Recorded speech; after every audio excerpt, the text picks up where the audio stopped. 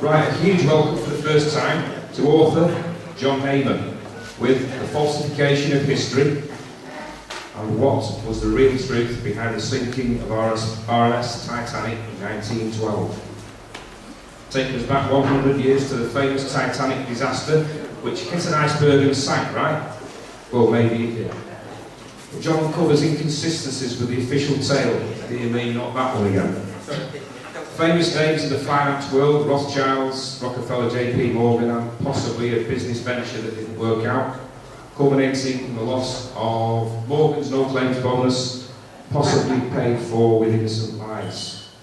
And an official story that stubbornly sticks to the unfortunate accident theory, case closed.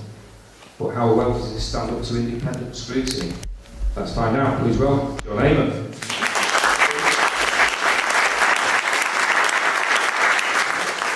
Thanks very much, everyone, and welcome to the real story about the sinking of the Titanic. Just first of all, can everyone hear me at the back? Okay. Yeah. Okay, good.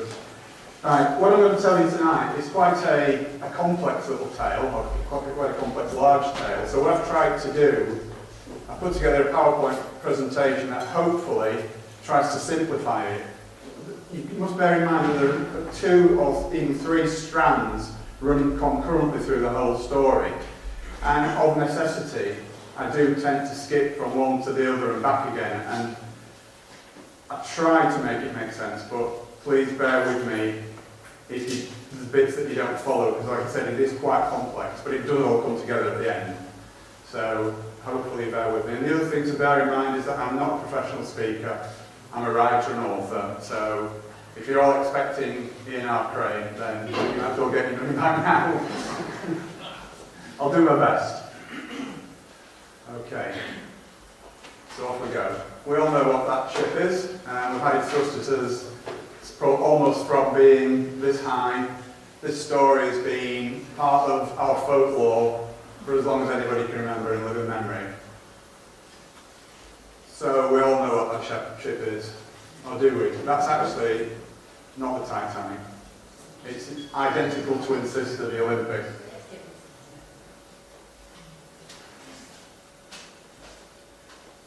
So what do we know about what happened on that night of 14th, 15th of April 1912? Not an awful lot, really. Although we hear so much about it, everyone thinks that they know the story. Well, trust me, you don't. And this is what we're coming to now. We know for sure that a very large ship sank in the early hours of the 15th of April. And we know that there were more than 1,500 lives lost, and that 700 survivors were rescued by another ship, the Carpathia. But once you said that, you said everything.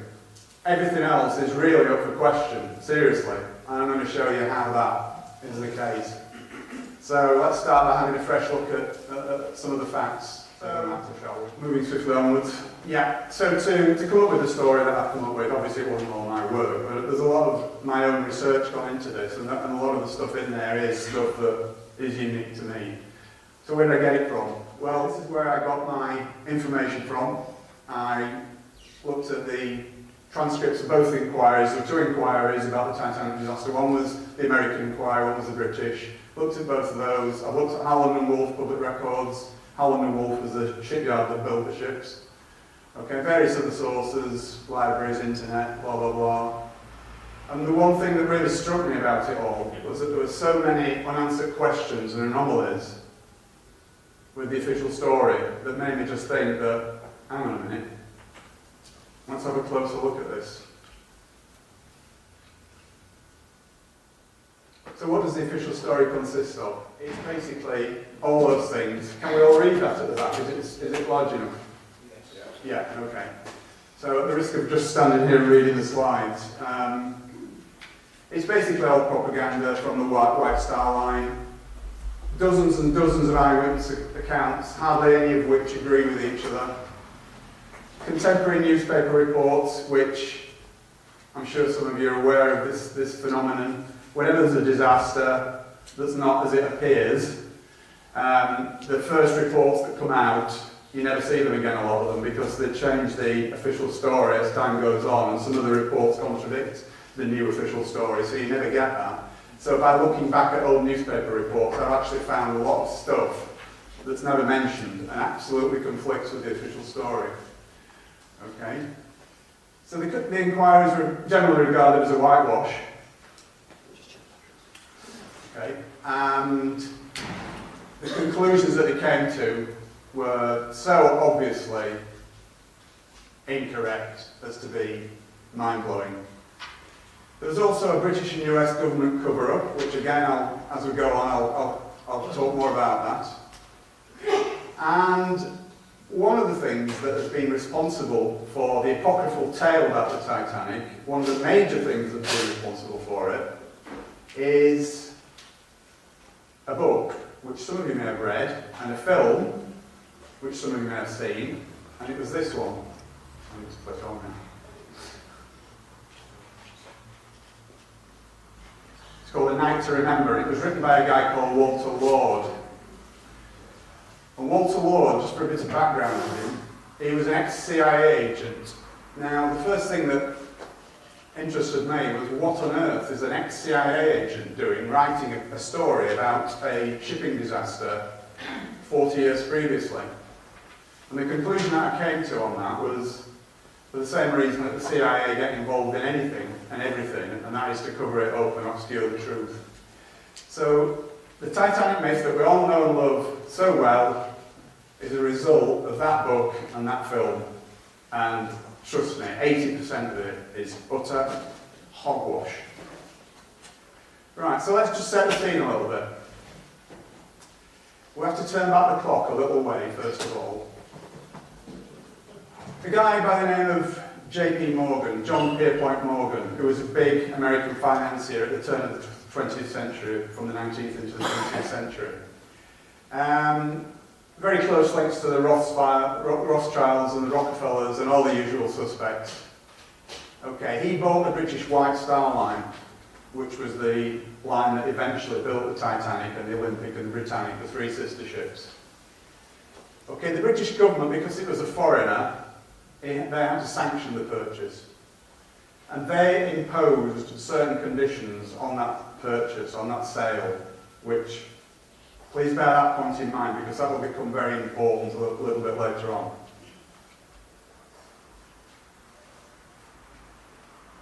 Okay, there's Mr. Morgan himself. What a nice man.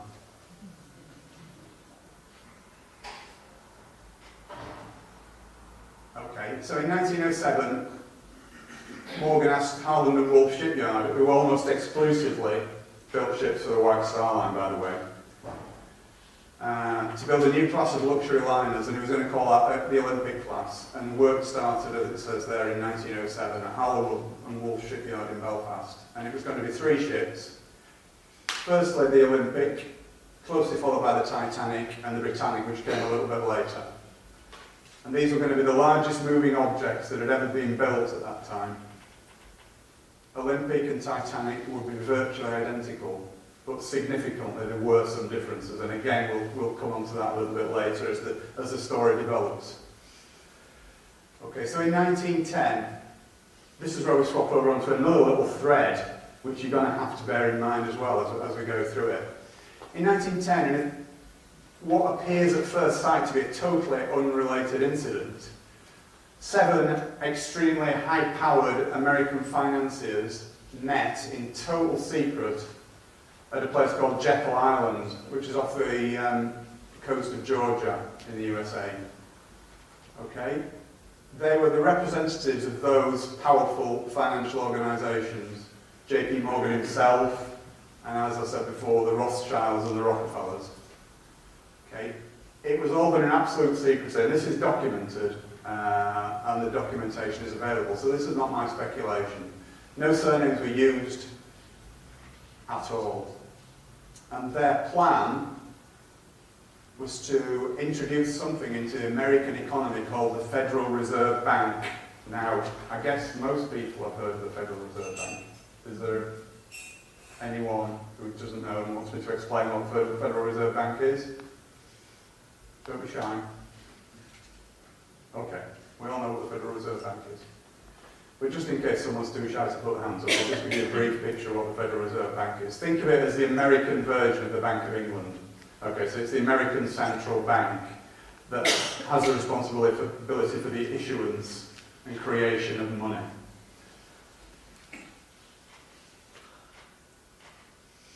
Okay, now, the reason for the secrecy was that there was some powerful opposition to this plan.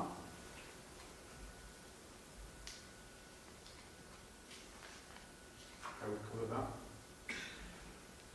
Why was the Federal Reserve Bank so important?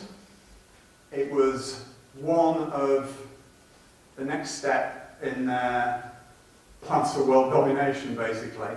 They needed the Federal Reserve Bank to backtrack, say, 20 years before 1910 to about 1890. The decision had already been taken. Now, this might sound fantastic to some of you, but others may know that this is the case. In 1890, World War I was already in the planning, but there was no way of financing it because it would have taken absolute massive amounts of money, huge amounts of money. And the only way that they could do that was to come up with a way of creating money. And the way that they decided to do that was by introducing the Federal Reserve Bank, which was basically going to usurp from the American government the ability to create and introduce money into the economy. So it was so important because World War I was a big part of their plans for the 20th century, and that's why it was brought in. But as I say, there were powerful interests opposing the Federal Reserve Bank, not from any benevolence of the masses, of the ordinary people, but only because it would seriously diminish their own fortunes. And this guy was one of them, Benjamin Guggenheim, you may recognise the name. Another guy was John Jacob Astor, and Isidor Straus. Now, neither of these were three of the richest men in the world, but none of them derived their own fortunes from finance. It was industry, retail, leisure, but not finance, and that's very important. I'll just give you a moment to read that. I won't read it out myself, but that's an important statement from Henry Ford that Henry Ford made in 1918. And he was talking about the Federal Reserve Bank.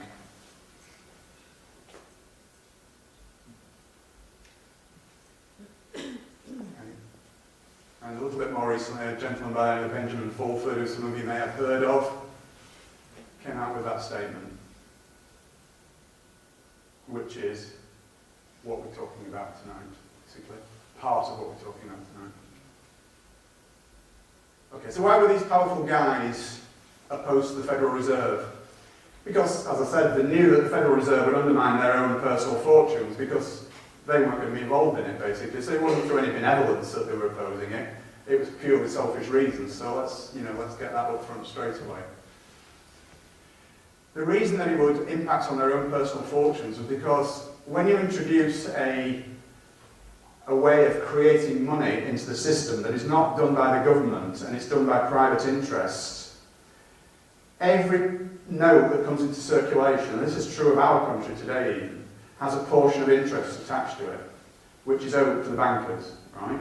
So the Bank of England produces money, and it's not the government that asks the Bank of England to do it. The Bank of England does it as a private corporation, and the government has to pay interest to the Bank of England, believe it or not. And that is the reason for the national debt, nothing else. So any other BS that the government comes out with for the national debt is nonsense. I'll tell you right up front, right now, it's because of the way the Bank of England operates. So, and that causes extreme inflation.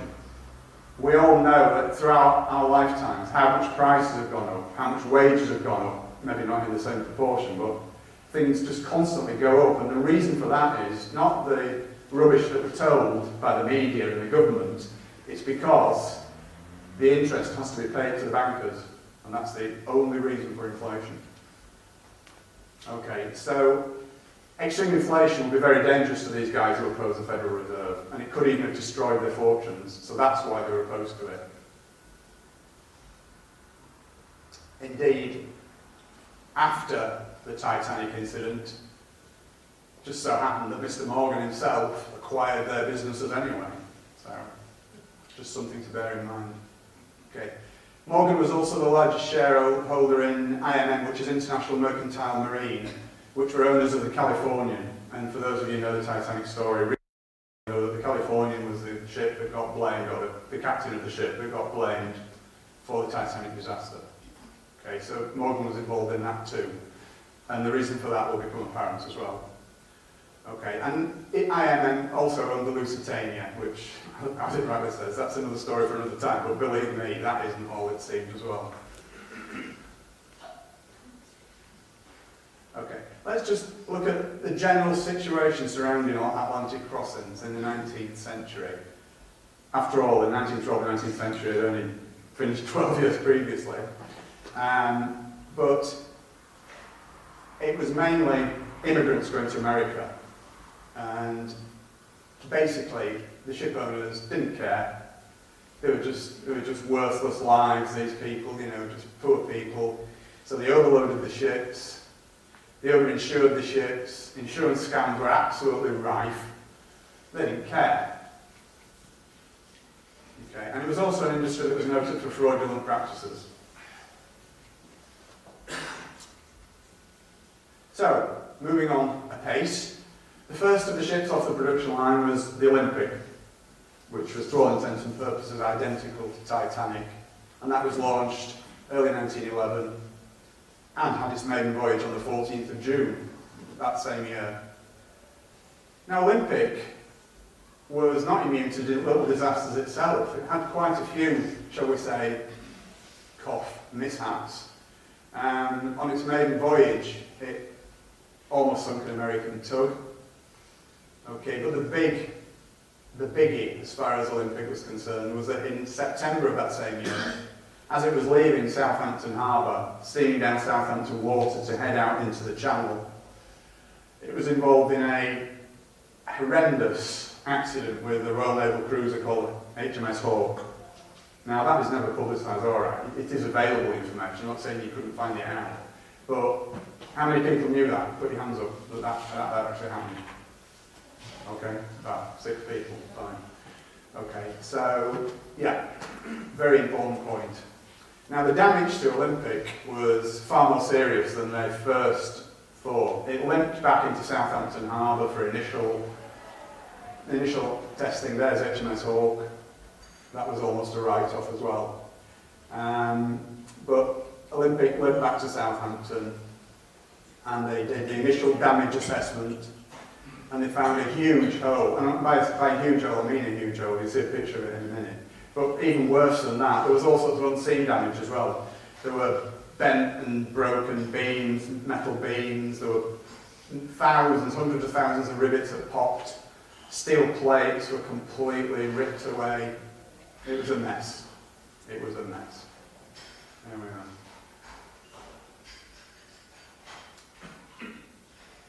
And that was the main bit of the damage, but it stretched. It had an impact down almost 1/3 of the ship.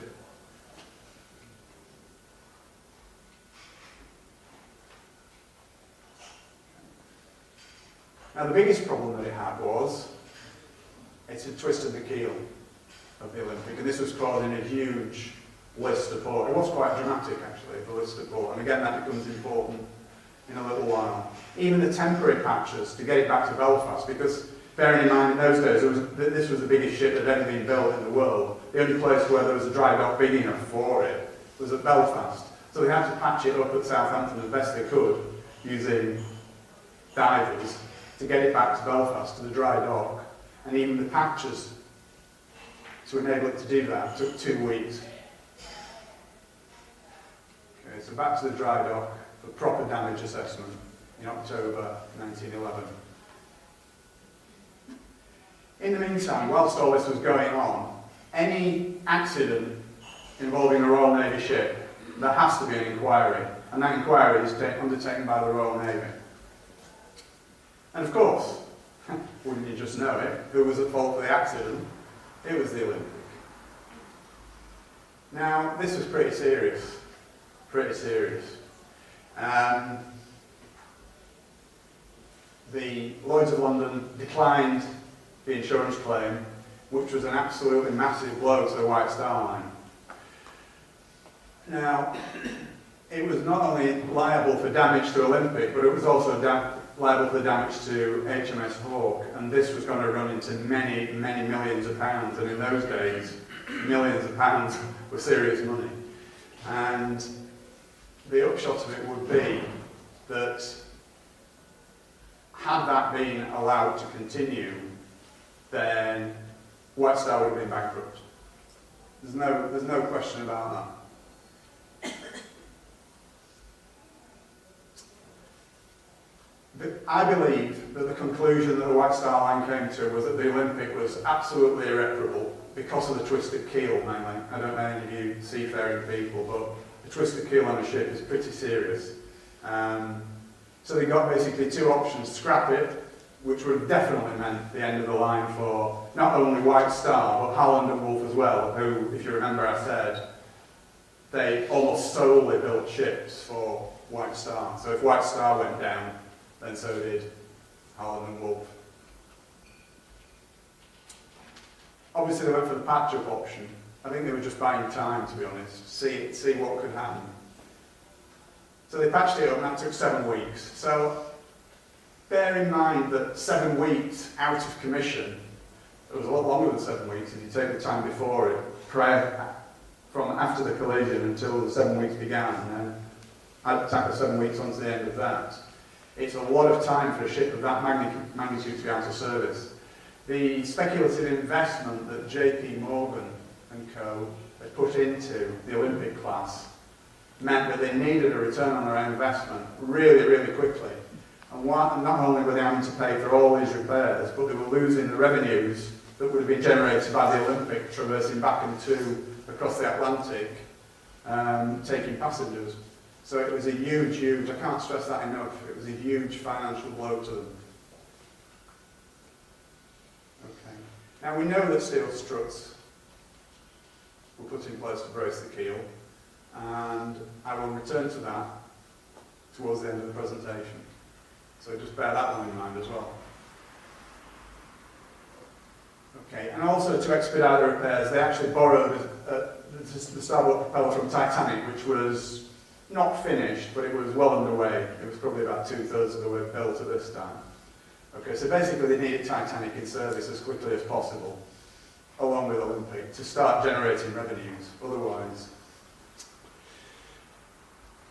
Okay, so Olympic was actually involved in yet another collision, believe it or not, when it got back into service in January 1912. And it lost a propeller blade.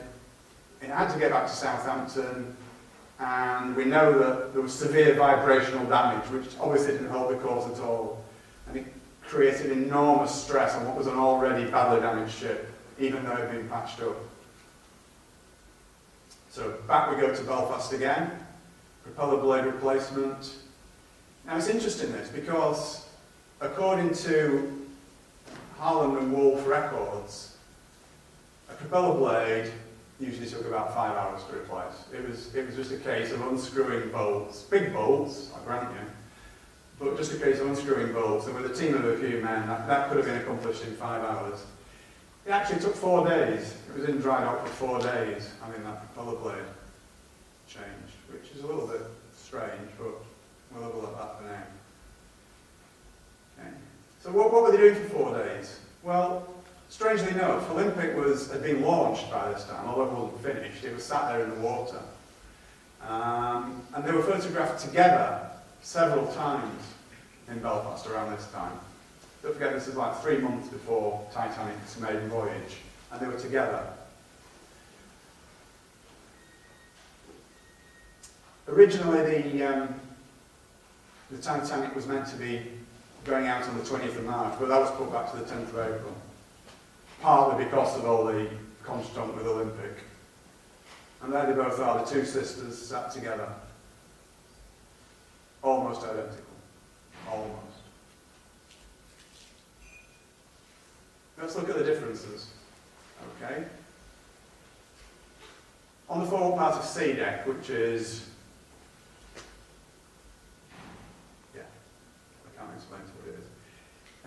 Olympic had 16 portholes, unevenly spaced, and Titanic only had 14. So if you see pictures of the two together, it's easy to tell which one's which. Okay. And on the after part of E-deck, Olympics was open, and they decided to enclose Titanic, for whatever reason, best known to themselves. Okay, so did they switch them? Well, let's have a look. I think they decided to switch them with a view, you probably guessed by now, with a view to sinking what had been the Olympic to claim the insurance money. Okay, and that, I think that decision was taken shortly after Titanic had been launched. Okay. It wasn't as that big a job.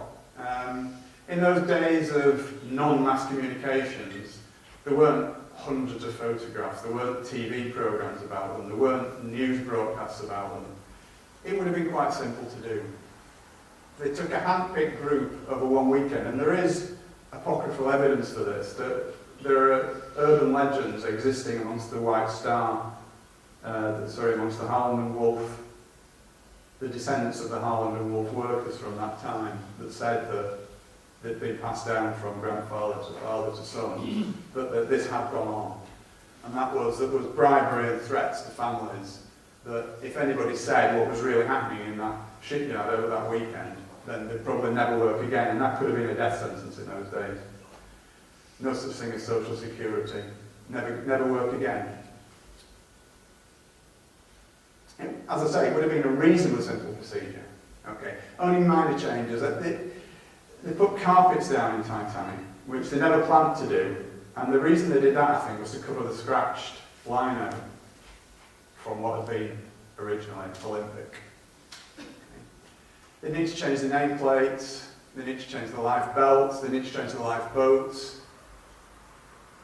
And there's Titanic when it was launched with the 14 portholes on sea deck. And there's Titanic on its maiden voyage with 16 portholes. Draw your own conclusions from that. Okay. So what other evidence do we have? Okay. There are photos showing 16 portholes, one of which you've just seen by magic. Olympic was open to the public prior to its maiden voyage, and incidentally, does anyone not find it strange, all the fuss and hoo-ha there was over Titanic's maiden voyage? And yet Olympic didn't get that. Why would that be? Olympic was the first one off the production line. Surely that should have been reserved for, as I say, the first one off the production line, not the second one. But again, we'll come back to that.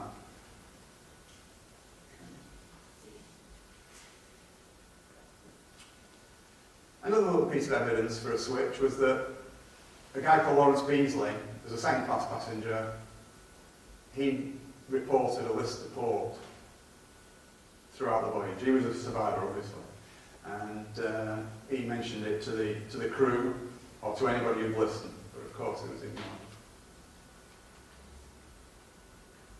Now this is interesting as well, the sea trials. Olympics was a full day on the open sea, which is what the Board of Trade, who controlled these things at that time, that's what they demanded, any big new liner entering service. It was a proper, comprehensive trial with Board of Trade inspectors crawling all over it. And that's exactly what happened for Olympic. Titanic, a couple of hours on Belfast Lock, no speed tests, no lifeboat tests. And also, when Titanic docked at Southampton, having left Belfast earlier, ready for its maiden voyage, only 2 firemen and stokers signed up for the voyage. Now this again leads me on to something else that is extremely important. Lots and lots of people said, lots and lots of crew members who were constantly looking for work and constantly out of work, said they would never sail on her again, or that class of ship again. And it's also important to know, this is another thing that never ever gets mentioned, but during that time of Titanic's maiden voyage, there was actually a massive countrywide coal strike going on. And there were no ships leaving the UK for America, or for anywhere for that matter, because coal was impossible to get. So there were thousands and thousands of ship workers, stokers, waiters, stewards, you name it. Thousands of them were out of work because they only signed on for one voyage at a time. No matter which line they worked for, they only signed on for one voyage at a time. So as soon as they docked back in the country again after they'd been away, they were out to work until they could find the next ship to sail on. Now there were thousands of them laying idle because of this coal strike, and none of them signed on. Why would that be? Okay.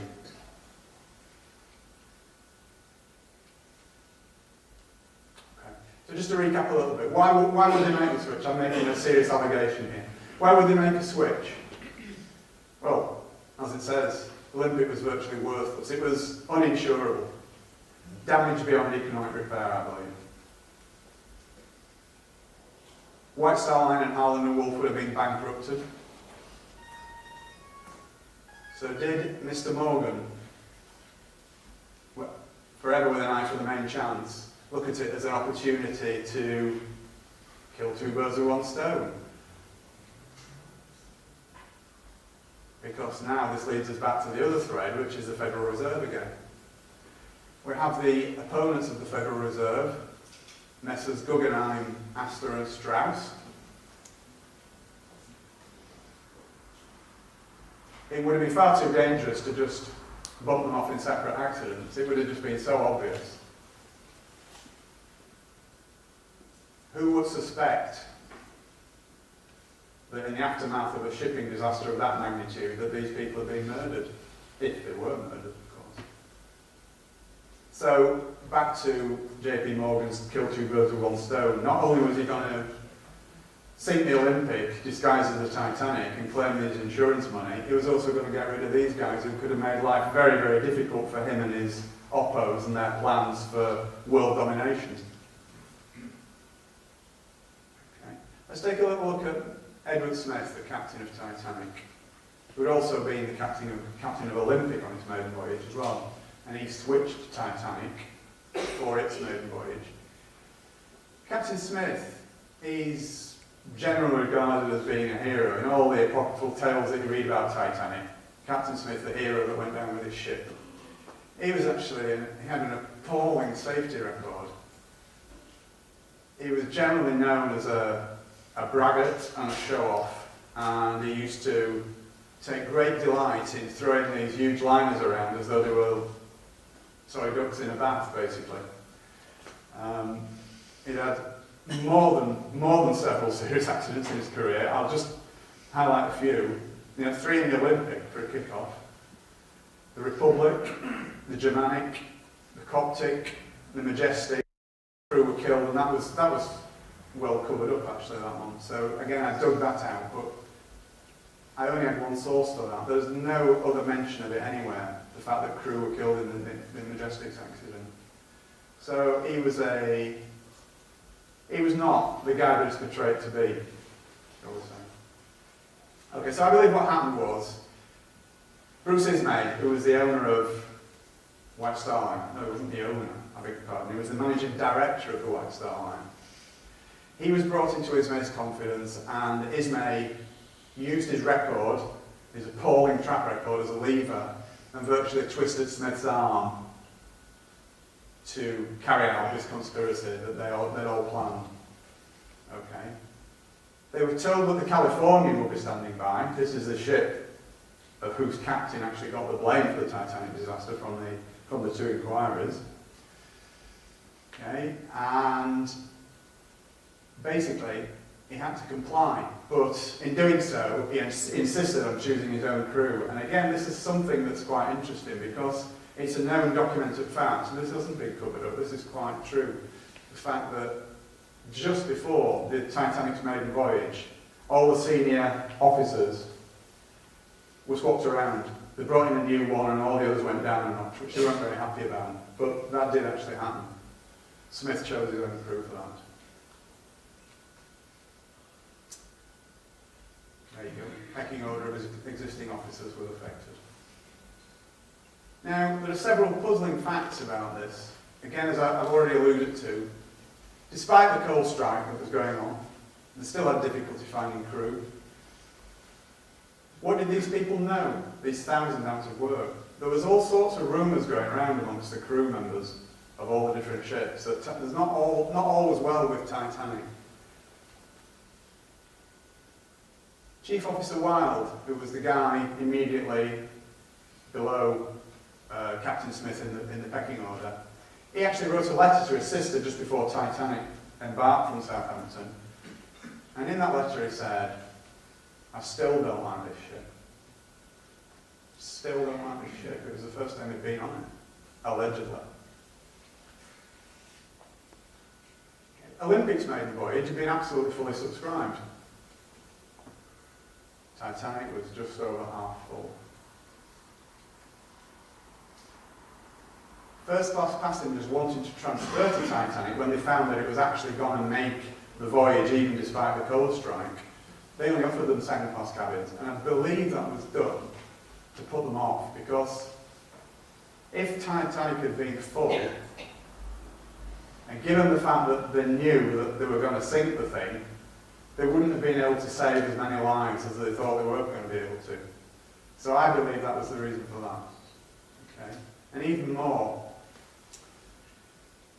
just before it embarked, 50 first-class passengers cancelled their reservations.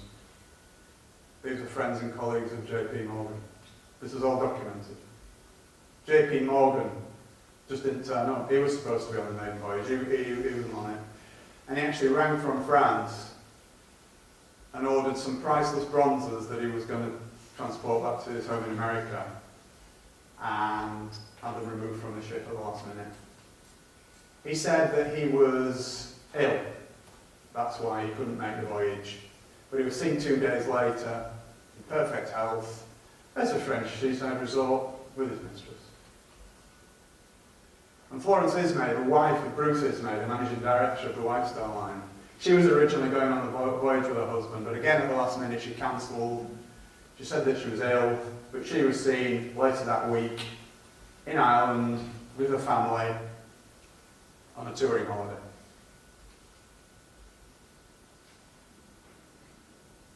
Okay. So what do we know about the Californian? We all know that the Californian was the ship that never came to Titanic's rescue and got the blame for the disaster. Yeah? Is everybody aware of that fact? Right, well, California, this is quite an interesting issue as well. Again, despite the coal strike, Californian left England, I think it left London, 5 days before Titanic. It's had a full complement of coal somehow. Nobody knows how or why. Well, we know why, perhaps. It's had no passengers. I mean, just that fact on its own. It's had no passengers. Why would you send a ship across the Atlantic with no passengers? People were clamouring for passengers across the Atlantic. Everybody was stranded because there were no ships leaving. So the one that is leaving has no passengers. Does that make sense? It's just me. Okay. And also, this is really interesting. I was gobsmacked when I read this, and I'm sure you will be as well. There was no cargo. Does anybody know what the cargo was on the California? The only cargo that they had? No. Sorry? No. 3,000 woolen sweaters and 3,000 woolen blankets. Exactly. There she is, the Californian, and there's Captain Lord, who was the master of it. So, on the 14th of April, the Californian came to a dead stop in the middle of an ice field. Now, the story we all hear about that is that, well, of course it stopped because it's in the middle of an ice field. It's too dangerous to carry on. No. Captain Lord, he was a tall man for those days. He was 6 foot. But for some strange reason, he decided to spend the entire night of the 14th and 15th of April on a sofa in the chart room fully clothed. Again, it's all documented. This is not conjecture on my part. It's all documented. He ordered the boilers to be kept fired. Now, normally when ships shut down, for whatever reason overnight, they shut the boilers down to save fuel. Okay? And the crew were made to be on standby overnight. Okay? So what was he expecting? What was he expecting? I can't imagine. I really can't imagine. So back to go to the Titanic, and again, I'm sorry we keep having to swap around, but because everything's happening concurrently, it's not just a chronological story, it's backwards and forwards, so I hope you're sort of following it, and I do apologise for the intricacies of it, but it's the only way I can tell it really. Okay, so again, I mentioned this before, huge fanfare and build-up to the maiden voyage. Olympic, nothing. Could it possibly have been the reason for Titanic's massive publicity? Was it to attract the social greats of the day to it in great numbers, including Messrs. Strauss, Guggenheim, etc.? In fact, much of American high society was aboard.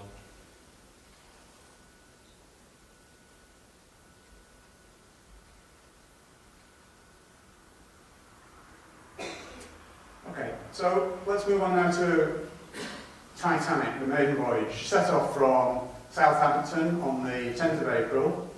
She called it Cherbourg in France, and then she called it Queenstown Island, which is now called Cove, by the way. And then set off across the Atlantic. And late on the evening of the 14th of April, we know that the Titanic received 6 messages from the Californian. 3 of which were warnings of icebergs, which is fair enough, but 3 were personally addressed to Captain Smith from Captain Lord. Now, we never found out what it actually said in those messages, but I would love to. I really would. And one of the things that so we do know what it said in one of them. It was a precise location of where California had stopped for the night.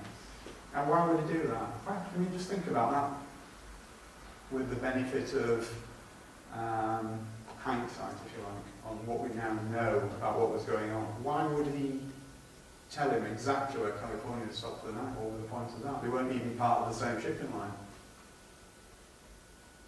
Okay. It's also a documented fact that Captain Smith delayed turning the Titanic west on the southern track. There were different tracks going across the Atlantic for different times of year, mainly to avoid icebergs.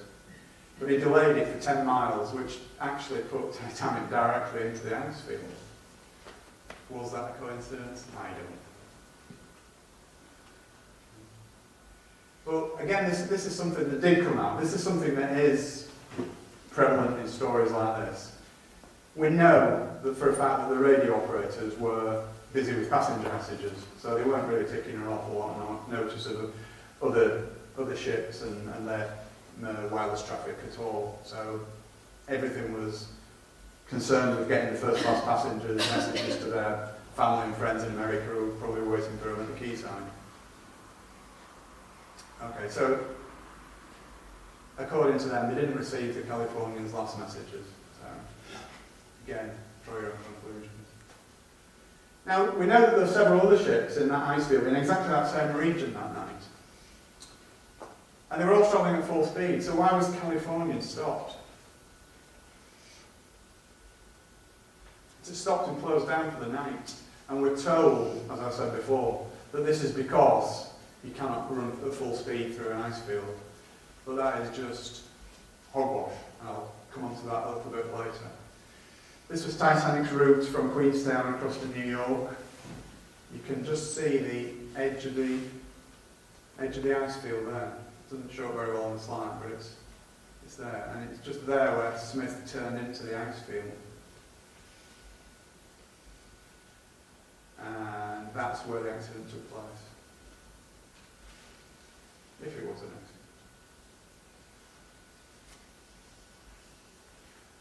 accident. Okay, so get to the actual incident itself. It's 11 o'clock in the evening, 2 lookouts, Fleet and Lee started their watch, their shift. Okay. And strangely enough, as Captain Lord had done, Captain Smith also decided to spend a night fully clothed on a sofa, not in his cabin. 1:35 p.m, the iceberg was sighted and a warning was sent to the bridge. And the helmsman was ordered to port around it. Which, incidentally, doesn't mean turn to port, it means turn to starboard. It's a bizarre thing, but it actually means you turn to starboard, which is the right, and you port around something. It means that the rear end swings out like that. Sorry if nobody can see my arm, I do apologise, but it swings round it like that. So that's called porting around it. Okay, now that would have been fine. That would have worked perfectly. They would have missed the iceberg, completely missed the iceberg, apart from the fact that somebody reversed the engines, which guaranteed a collision. Because the speed Titanic was going at, porting around it would have taken it, at full speed, would have taken it a wide berth around the iceberg and past it. But reversing the engines meant that it was like slowing right down, so it didn't have time to get past the iceberg. So that actually more or less guaranteed that there would be a collision. So why was that done? Again, it's all very strange, all very weird. Okay. First Officer Murdoch, who was on the bridge at that time, so he was effectively in charge of the ship while his superior officers were sleeping or off duty. Did he deliberately guide Titanic into the iceberg? Because it was him that gave the order to reverse around. This is an experienced guy, you know. He wasn't a rookie. He'd been around a bit. He'd been on the ships for 20 years. He knew what he was about. You don't get to become first officer of a huge liner like that without knowing, you know, what's right and what's wrong when you're issuing instructions to helmsmen. So that in itself is very strange, and leads me to think that something wasn't right there. Now, another interesting point is that Titanic's turn circle was 1,280 yards, which, as it says on the slide, is about 2/3 of a mile. And its stopping distance from full speed is at 850 yards, which is just under half a mile. Right. Now, in his testimony to the American inquiry, Lightoller, who was the second officer, said that the iceberg had been visible from 2 miles. So, when you just read that information again, given that fact, why did it hit an iceberg? If its stopping distance from full speed, and it wasn't even travelling at full speed, was 850 yards, and the iceberg was visible from 2 miles, something's not right. The iceberg should easily have been avoided in other words. The other aspect of this is that there were, despite what you may believe or think, there were only actually 6 eyewitnesses to the alleged iceberg collision. Only 4 of whom survived, and all these were working class. And what I mean by that is they were the ordinary seamen. Right? No passengers witnessed it. They were ordinary seamen aboard the Titanic. The 2 officers that witnessed it, well, we'll see what became of them in a short while. Murdoch allegedly shot a passenger and then immediately committed suicide, something which his family have vehemently disputed ever since, or his descendants. 6th Officer Moody allegedly drowned, which just left Quartermaster Oliver, who stated at both inquiries, "I saw nothing," even though he was on the bridge. The helmsman, Hitchens, who was immediately transferred to a job as harbour master in Cape Town upon landing in New York. Lookout Frederick Fleet and Lookout Reginald Lee were the only 2 who actually gave any evidence at all at the inquiries. Any or all of those could easily have been coerced and bribed, in much the same way that the Harland and Wolff shipworkers were. Just the simple expedient of threatening them with loss of livelihood. It would have been a piece of cake. Okay, another strange anomaly. After the iceberg hit, or Titanic hit the iceberg, which we prefer, Captain Smith ordered Titanic half speed ahead for 5 minutes. Now, why would he do that? The thing was taking water. Was he trying to get closer to the Californian? Then as soon as they spotted a ship on the horizon, immediately he closed the engines down. Very confusing. So what we'll do now is I'll just do this little recap, and I think it's time for a break. Okay, so now we have a ship standing dead in the water, Olympic, Titanic. A rescue ship standing by, which we believe to be the Californian. We have messages sent from California stating its position, for whatever reason. Smith can see a stationary ship on the horizon, and he assumes it's the Californian, and therefore everything is going to plan. And I think we'll leave it there on a little break.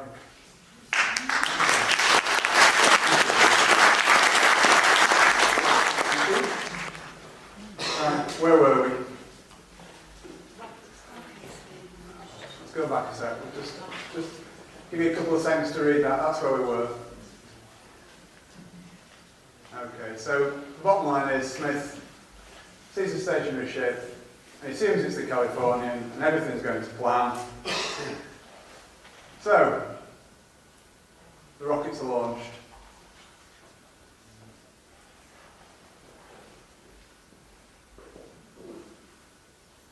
Okay, so Titanic starts sending out its signal rockets around midnight. The signals were seen by the Californian's crew, but only white ones, and that's significant because Captain Lord was heard to ask his senior officers more than once what the colour of the rockets, the ship that they could see on the horizon was sending up, and he was told white every time he asked, and he kept asking the same question over and over again. Was he expecting red or blue? Because Titanic actually sent red, white and blue signals up. So Lord actually did nothing because he kept being told that it was white signals only. So that begs the question really, were these white only rockets, were they from another ship?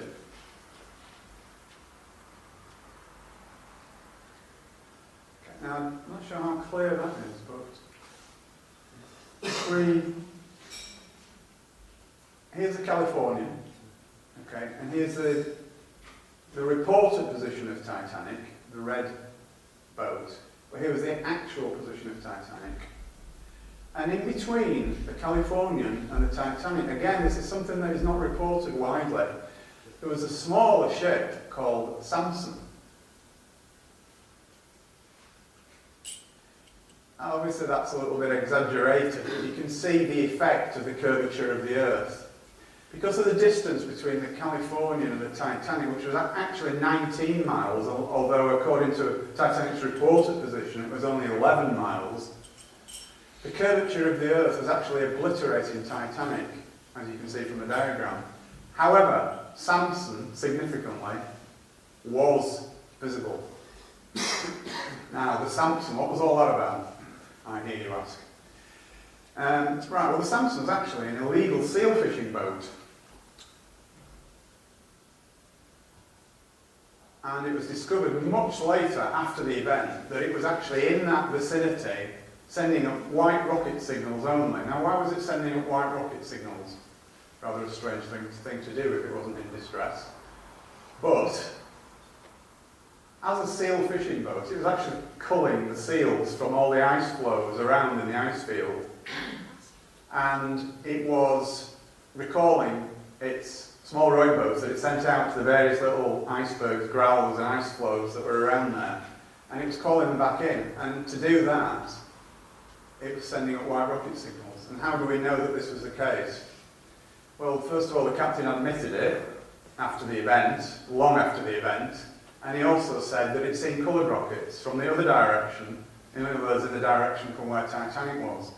So I believe what happened was that Californian actually saw the white rockets. Lord was privy to the information that Titanic's distress signals are going to be red, white and blue, and so he did nothing with the white signals. But those white signals have since been interpreted as coming from Titanic, which is incorrect.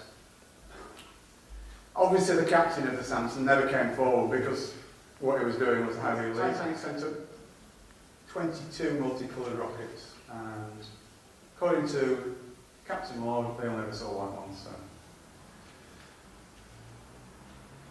So this is quite an interesting conjecture. Did Titanic even hit an iceberg at all? I mean, on the surface of that just sounds such a ridiculous question, doesn't it? It just brings everything that you've ever known about the situation into question, and it just seems impossible at first glance. But there were only 4, as I said, working class witnesses, for want of a better description.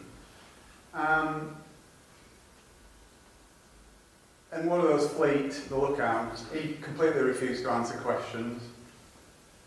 Oliver saw nothing at all. And Hitchens, the helmsman, he was given a new job in South Africa very hastily before the British inquiry. And the other lookout, Lee, he gave conflicting testimony. So in other words, what he said at the American inquiry and what he said at the British inquiry were 2 contradictory things. But then there's another interesting incident, which again is never covered in the apocryphal story, and this concerns something that was referred to in contemporary reports as the yellow funnel steamer. Okay. In the aftermath of the alleged collision with the iceberg, there was a yellow funnel steamer spotted by several, not eyewitnesses to the accident, but several people who came onto the deck of Titanic, stated to newspaper reporters in New York that they'd seen a yellow funnel steamer disappearing off into the distance.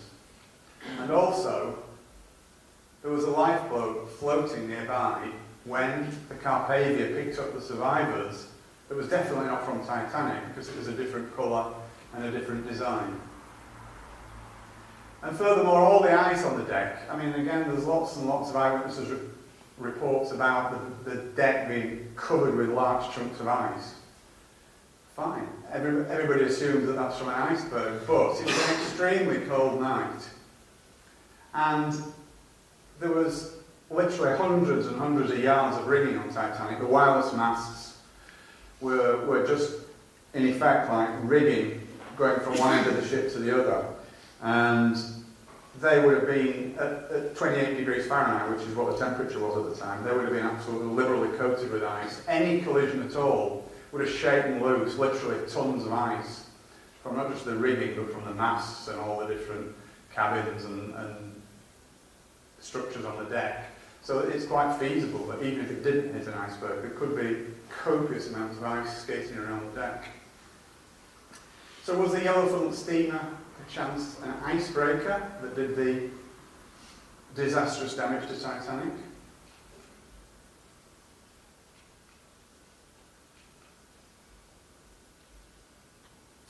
Okay, apologies for the skipping around a bit here, but it's necessary because there's so many things going on at the same time, and it's difficult to do it as a chronological story, if you like. But Edith Russell, who was a British survivor, was adamant that she said that Titanic's officers told her that the Californian was on its way to pick up everyone. This was in the immediate aftermath of the collision with whatever it was. Okay, so the officers told her the Californian was on its way. Well, the Californian wasn't on its way. The Californian wasn't even aware of where the Titanic was or what was going on at that point because it had not received its signals.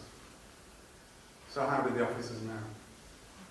The lifeboats were less than half full. Everybody knows that. I mean, they were. I mean, that's no exaggeration. The lifeboats were less than half full. But why would that be?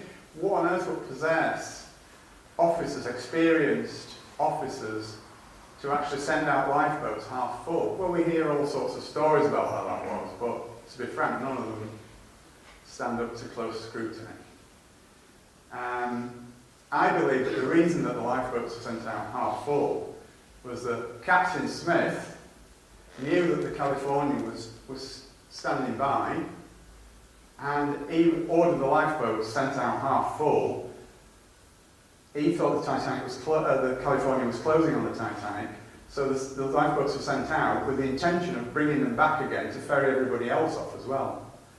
So it was an expedient at that time. Get as many people on board as you can on these lifeboats. Doesn't matter if they're not all full, because they'll be coming back very soon. Because the Californian is steaming towards us, closing the gap. So it doesn't really matter. Meanwhile, Lord was still waiting for his coloured rockets, and the Californian was just sat there doing nothing. And eventually, it actually dawned on Smith and the rest of the senior crew that the Californian wasn't coming, and by that time it was too late. Okay, around 5:30 in the morning, Lord actually discovered that the Titanic had sunk. They'd actually kicked the wireless back into action again, because the Californian's wireless had shut down at midnight. Don't ask me why, I don't know. It doesn't make sense, but it did. He got the wireless back on again at this time, and he found to his horror that the Titanic had already sunk. And he set off towards them at that point, but it was too far away to do anything.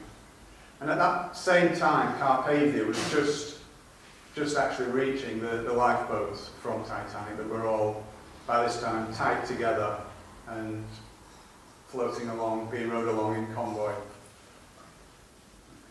All the lifeboat passengers were taken aboard Carpathia and given medical aid. Bruce Ismay, the managing director of the White Star Line, who you remember was on board the ship for the maiden voyage, but his wife wasn't.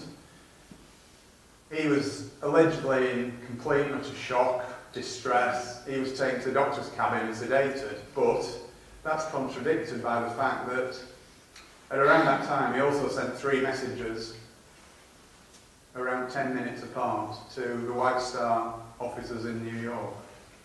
So again, a strange anomaly. And once they arrived in New York, all the crew were immediately subpoenaed to attend the official inquiry, which was to take place the following week. Sorry about this. Skip some of it. That's an interesting photograph, actually. It's nothing to do with the conspiracy at all, but it's just that's the first Titanic lifeboat arriving at the Carpathia. Somebody on the Carpathia took that picture, which is a very poignant.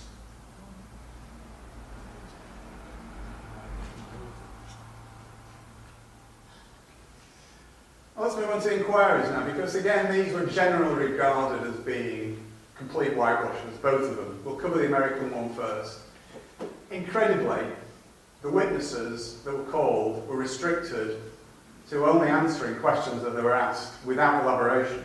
So if they were asked a question, did such and such happen, they were allowed to say yes or no, but they weren't allowed to elaborate on that. Seems rather strange to me. Lightoller, the second officer, very evasive, almost as though he was working to a script. He was caught out lying time after time by the head of the inquiry. He actually claimed at one point that he was in the water for almost an hour, which is absolute abject nonsense. The water temperature was 28 to 30 degrees Fahrenheit, which means that in the water at that temperature, your life expectancy is around 4 minutes. And it's an interesting point that a lot of people, I'm sure, not you good people here tonight, but a lot of people think that everybody on Titanic, that was killed on Titanic, drowned. Well, no, they didn't. They froze to death. The ones in the water froze to death. They didn't drown. I guess some of them must have done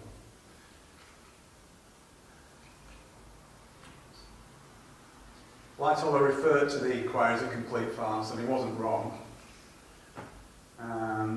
Stacks and stacks of contradictory evidence. I've got loads of examples, but there's far too much to cover in an event like this without boring you all silly. Okay, Fleet, again, he was very intransigent, he refused to answer questions. When you read the transcript, it looks to me like he was told to say nothing, and he did his best to try and say nothing, but he was coerced by the guys who were cross-examining him. And as a result of that, because he was just an ordinary guy, he wasn't very eloquent, he became very angry and agitated. And it was obvious that he was covering something up when you read the transcripts. Okay, and this is an important point as well. At the American inquiry, they actually brought in 2 or 3, I can't remember which, but there was 2 or 3 experienced sea captains asked the questions, and they all said that an iceberg of the size that allegedly collided with Titanic can be seen 3 to 5 miles away on moonless nights. And also, significantly, it's normal procedure to maintain full speed because of that fact. So why was California stopped? It really does beg the question.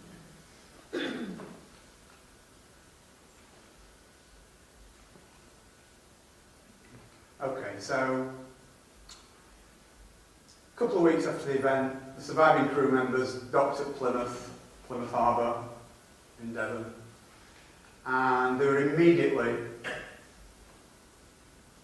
held against their will. They were kept in a holding pen, for want of a better word, overnight. There were 165, from memory, 168 perhaps, and they were all held against their will overnight, which is obviously illegal. They had no access to union representatives, and they were coerced to sign a document that they believed to be the Official Secrets Act. I think it's more than likely that they were threatened and bribed with the same old thing. Speak anything about what happened on that night, and you'll never work again. So moving on to the British inquiry.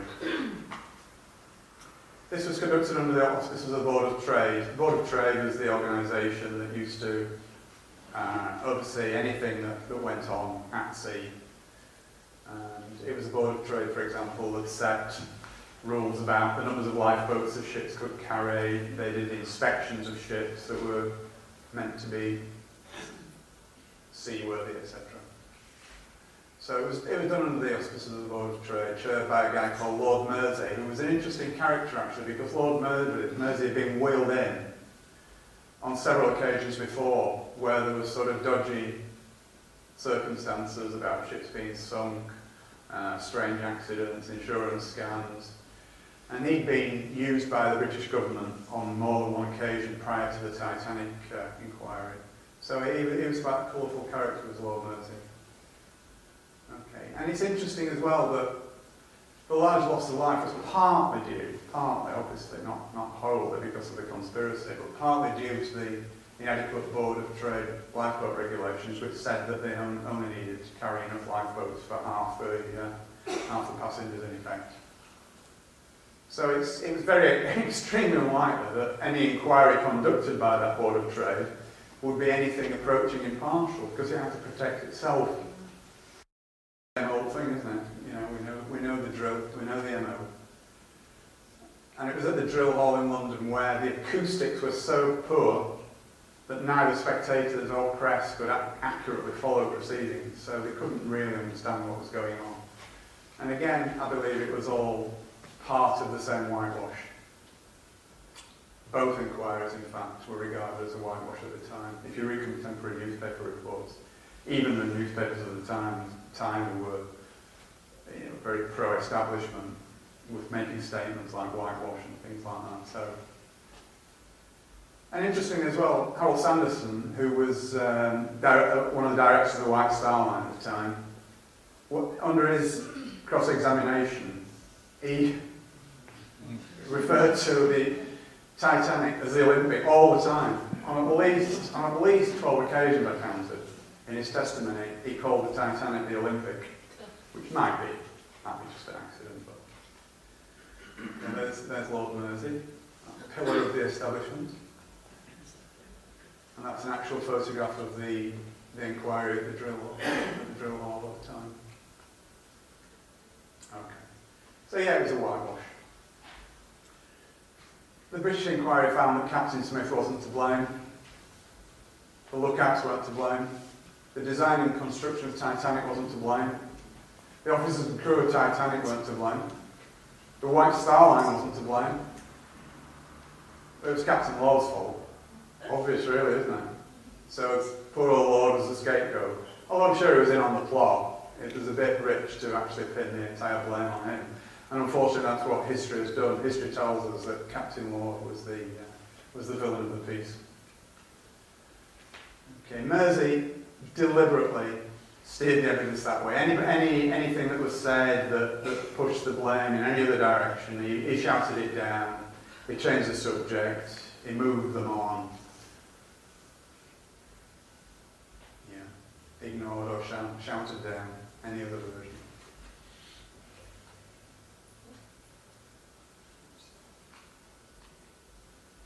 Okay, and he actually deflected the attention away from lots of other things that I would have thought might have been sort of fairly important. Things like Titanic's bulkheads should have been at least one deck higher. That would have probably saved the ship.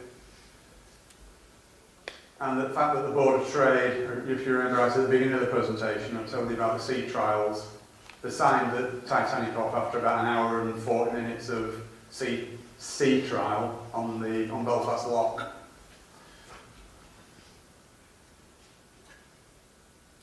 Okay, now where does the British government fit into all this, do you think? Because none of this could have been expedited without the collusion of the government. Now, why would the government want to do that? What would be the motive for the government to do something like that? Okay, let's have a look at that. Okay, so it couldn't have happened without their collusion. There's no doubt about that. Interesting that there would have been absolutely massive political repercussions if White Star and Hallam and Wolff had been bankrupted. For a start, there would have been 25 to 30,000 people out of work in Belfast at the shipyard. And when you take into account all the dependent industries, that figure would have risen much, much higher. Okay, the Liberal government who were in at the time, under Asquith, would probably not have been re-elected. But more importantly than any of that, obviously important, but not as important as, if you remember, again, cast your mind back to the beginning of the presentation, I said that Morgan came to an agreement with the British government, which he had to do in order to take over the White Star Line in 1903. Okay, so in taking over the White Star Line, he agreed that any White Star Line ship at all could be requisitioned as troop carriers in the event of war. And given the fact that we know that World War I was already, the plans for World War I were already well advanced, you have to trust me on that, it is true. This was extremely important. If Morgan had not had this agreement, he could have just taken the ships away. Even if the White Star Line had gone bankrupt, he would have been able to take away the assets from the company, which would have been the ships, and the government would have lost their troop ships. Which is what it says on the next slide, basically. As a major creditor, Morgan would have been perfectly entitled to exercise his rights to seize those assets, the ships, and the government would have had no troop ships. So the government therefore fixed the inquiries, in my humble opinion, in collusion with the US government, which did the same on their side of the pond. As we know, they all work together anyway, don't they? Okay, and then, well, not least of all this, there was an element of insurance scam involved as well. It cost 2.5 million in money at that time to build, which is, it's near like 200 million now, but it was 2.5 million it cost.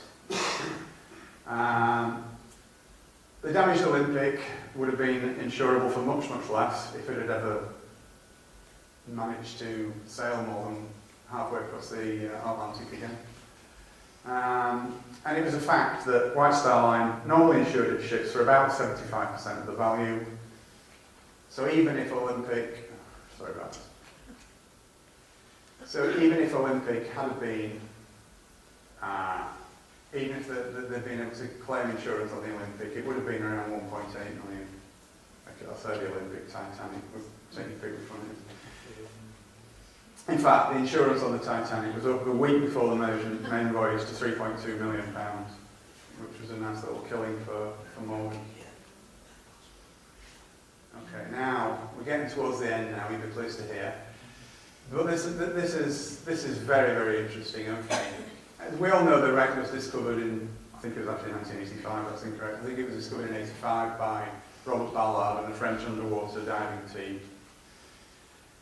Obviously, we've all seen pictures of the wreck under the sea, and it's in extremely poor condition. Obviously after 100 years on the seabed, it would be, wouldn't it? That's not a surprising statement at all. Now, it's interesting that the grey undercoat was only used on Olympic. Titanic's was black undercoat. Okay. But another interesting point is that there's a picture that was taken inside the Titanic on the seabed of the marble fireplace in Ismay's cabin, and it exactly matches the marble fireplace in Ismay's cabin on the Olympic. Now, we all know that marbling, there's no two pieces of marble that look exactly alike, but trust me, these two pieces of marble look about as alike as it's possible to get two pieces of marble to look. And the starboard propeller on the Titanic at the bottom of the sea is clearly stamped 401, and I'll show you a picture of that in a moment. And what's significant of that, you may ask? Well, if you remember, when the Olympic was back in for repairs, they pinched one of the Titanic's propellers. Now, Titanic's build number was 401. So, if the propeller had been swapped, and the propeller at the bottom of the sea says 401 on it, draw your own conclusions from that. And importantly, when Ballard examined the wreck in detail, he had with him a set of blueprints of the Titanic. And he was really puzzled because in the wreck it is full of longitudinal steel braces on the keel, which are not in the original blueprint. Now, if you remember, I said that when the Olympic was repaired, it had steel braces put on the keel. That's the previous slide, but I'm just emphasising the steel struts to brace the keel, which was one of the repairs that were made.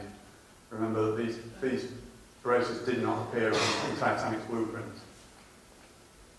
Okay, so there's a picture of Olympic at her launch, grey undercoat. Titanic's launch, black undercoat. Oh, I don't know what's got in there, but it's quite interesting anyway. But if you there's, you should say C, you can't count them from here, I do appreciate it, but that is Olympic, photographed in Southampton in 1929, and it's got Titanic's 14 portholes. So there you go. Now, 29. It was scrapped in 37, I think, or 38 maybe. Okay, so let's examine the wreck a little bit now. I'm nearly there now, I promise. Okay, so again, it's not a very clear picture, but if you look at these, where the paint has run here, you can clearly see the grey undercoat peeping through. And we know that there's only Olympic that has grey undercoat. So that's an interesting little point. And there's the 401 stamped on the propeller. It's not that clear on this picture, but you can just about make it 401. Olympic's build number was 400. So again, I'll make the point because it's important that that propeller was swapped. Titanic's build number was 401, so that should have said 400 on it. Had it been the Titanic. Now, the other interesting point that I wanted to make was that it was White Star Line policy to rivet the ends of its ships onto the hull. It didn't engrave I beg your pardon, it's the other way around. It engraved the names of its ships into the hull. It didn't put iron letters stamped and riveted onto the hull. They were actually engraved into the hull, not standing out in relief. Now, This is a close-up of the Titanic hull, and you can clearly see the letters M and P. Clearly, it's not that clear, but it's just about visible that it says M and P engraved in the hull. And that is exactly where two letters of Titanic have fallen off onto the seabed and are no longer visible. So again, it's all evidence. So that's where the letters were. So we're nearly there now. What became of these people? What happened to them all? All the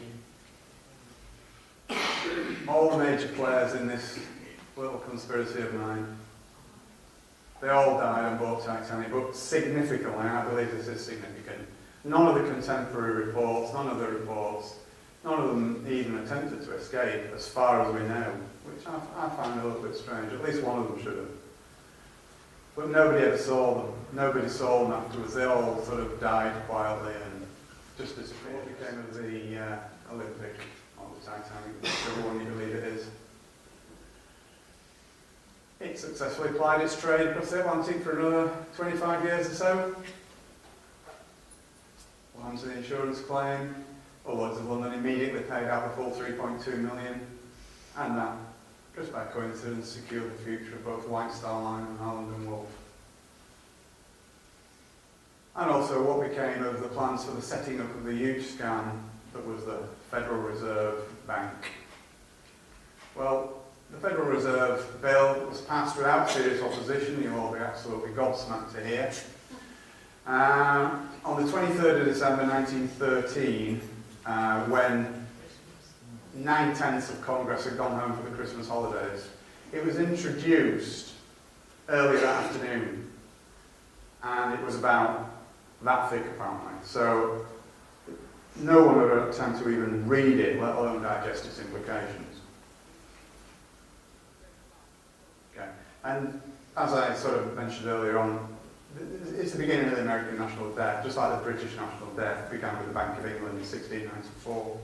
The American national debt started in 1913 and currently stands at 16 trillion. Now, trillion is a millions for the purpose of this. They're just mind-boggling numbers, and it'll never be paid back ever. It's impossible. So basically, we're all in debt, or they are in debt, and their descendants as far into the future as you can possibly imagine forever, and that debt is increasing. And more importantly, the Federal Reserve Bank enabled the bankers to fund World War I, which is what they've been aiming on doing for the previous 20 years. Obviously World War I started the following year. So, that's it.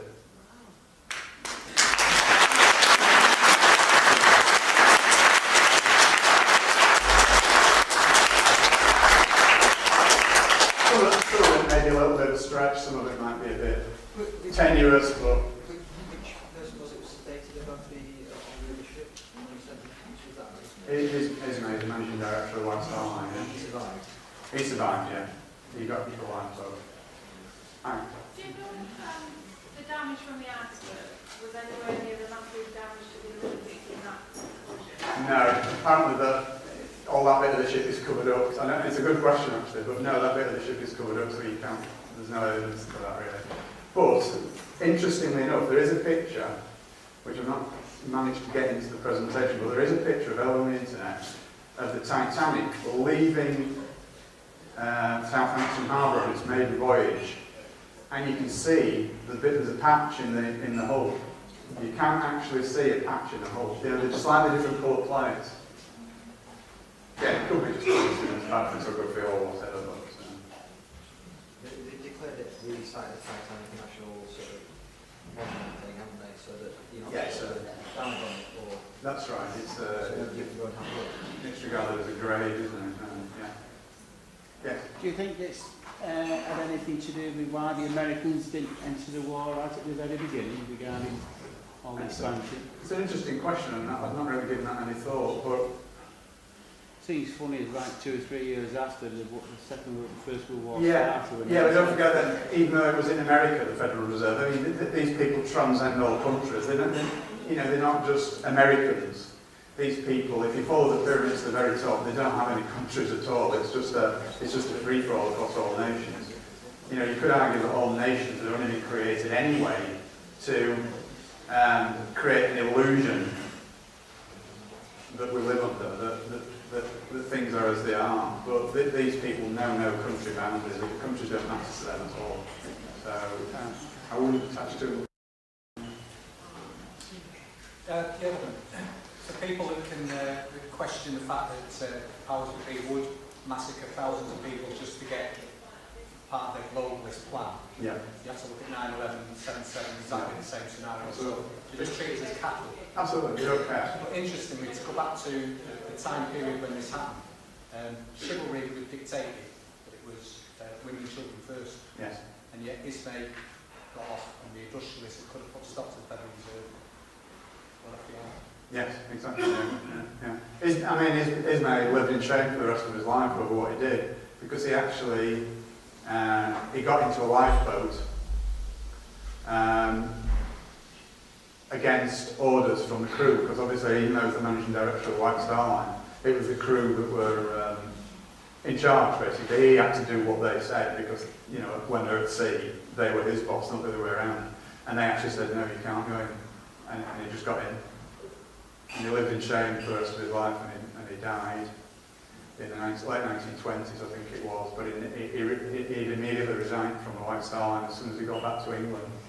And his name was very black for the rest of his life. Points to the fact that they were probably killed on board, rather than get the chance that they might have done how they couldn't have gone on board like his himself. Yeah, absolutely, yeah, because they would have thought nothing about saving themselves, would they? Yeah, I see the point you're making. Yeah.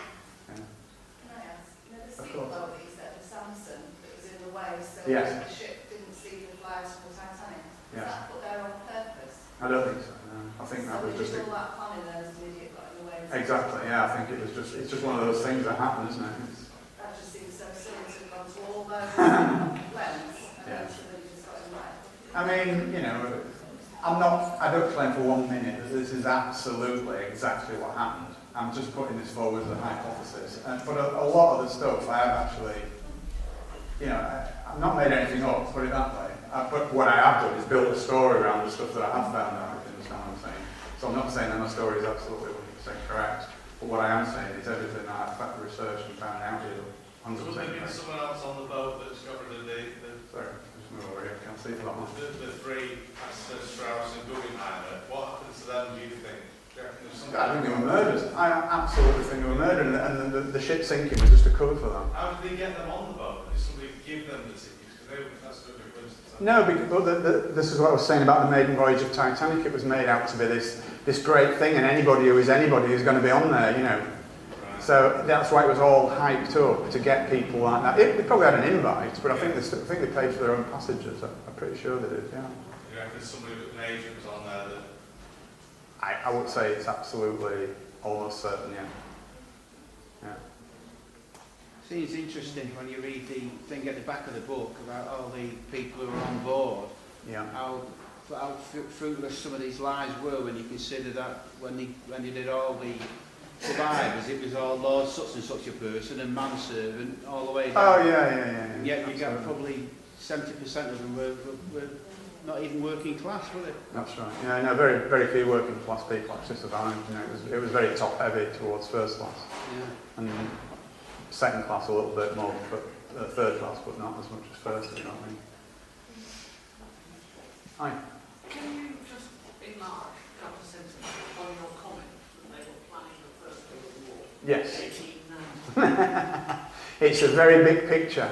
I mean, the Titanic incident is just one tiny little jigsaw puzzle in a massive, massive picture. Okay. Were they planning a war, any war, or was it going to be between England and Germany? It was going to be between England and Germany because Germany, it was regarded in elite circles, shall we say, that Germany was getting too big for its boots. Right? Germany was taking trade markets away from the the British and the American corporations, which ruled the world then just as much as they do now. So Germany needed to be taught a lesson. So they had to find some trumped-up charge to nail Germany. So that was all going on. But they needed more than anything. They needed the finance, and the way that the final nail in the final piece in the jigsaw puzzle of World War I was the Federal Reserve scam, because within months they generated enough money because they could just print it to actually carry that out. But they've been wanting that all along. And the whole history of the 20th century I find extremely interesting, because although all the stuff happened that you hear about, it certainly wasn't for the reasons that you hear about. World War I was designed to end as it did so that World War II could happen, and which is exactly what happened, because at the end of World War I, Germany had such horrific reparations to pay. They didn't finish paying it till 2009, by the way. Did you know that? World War I reparations.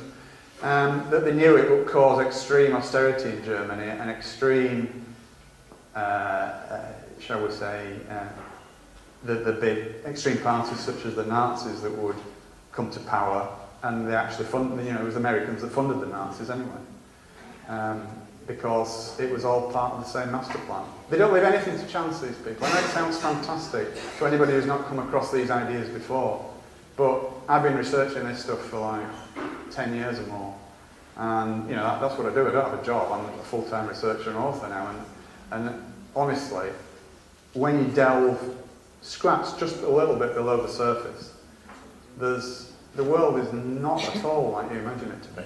Not at all. Well, So, my dad said to me before 1972 that wars didn't take place the way they're presented. They were organised. why do you say before 1972? He died when Oh, I beg your pardon. Sorry. If I have my 3 wishes, I would give an hour. But Right, I'm right. asking what he meant. Yeah. Well, all wars are artificial constructs. They're all done for not the reasons that they tell you they're done for. It's mainly about making money. We could go on all night about it. It's such a big topic.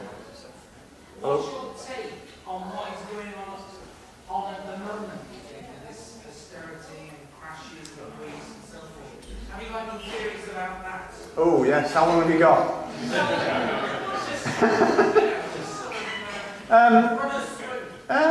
Well, again, it's only my view. I wouldn't suggest to speak for everyone, but it's all part of the same thing. It's about control of populations. I mean, when you think about it, let's just take the Greek situation and the Spanish situation as an example.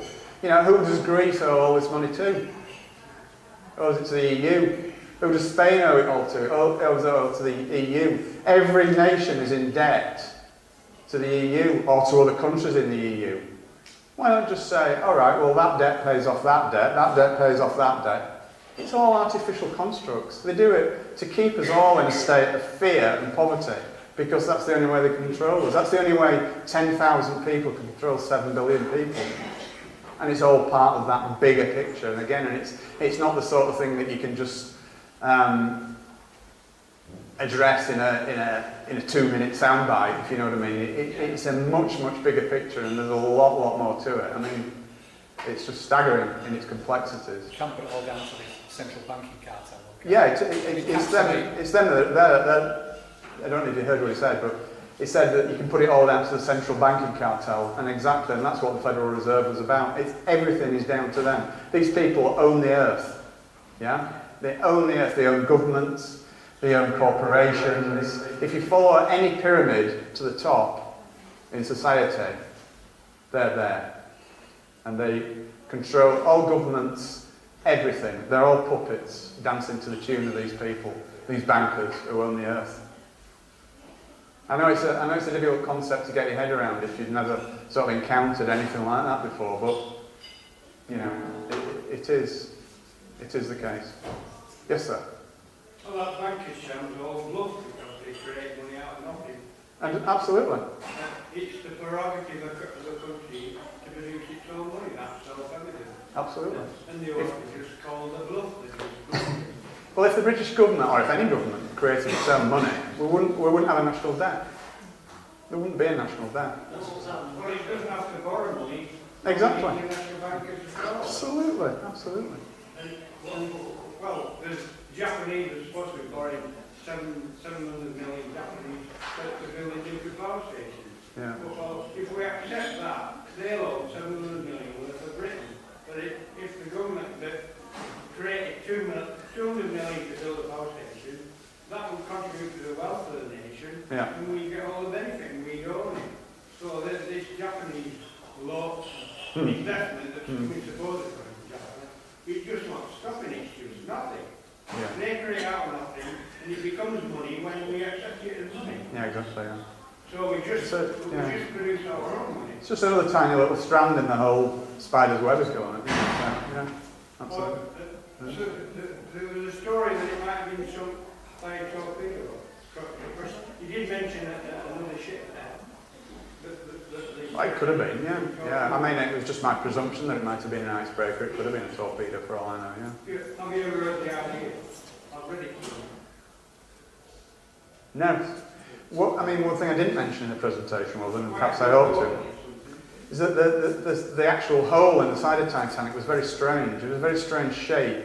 Yeah, that's it. It was about that wide, and it was about 60 metres long. But the interesting thing about it was that it actually penetrated 1.6 metres into the ship. Now, how can a piece of ice do that? Have you ever seen a piece of ice that shape?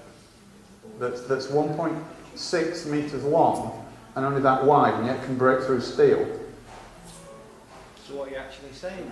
Well, I'm saying I don't think it was ice that did it. So what do you think you actually I think it was an icebreaker. I'm guessing, to be fair. Oh yeah, I understand that. Yeah. But I suppose I'm more saying that it wasn't ice rather than what it actually was. John, I think you've done a fantastic job on a really complex subject. Thank you very much. Absolutely splendid. Thank you. Your name, ladies.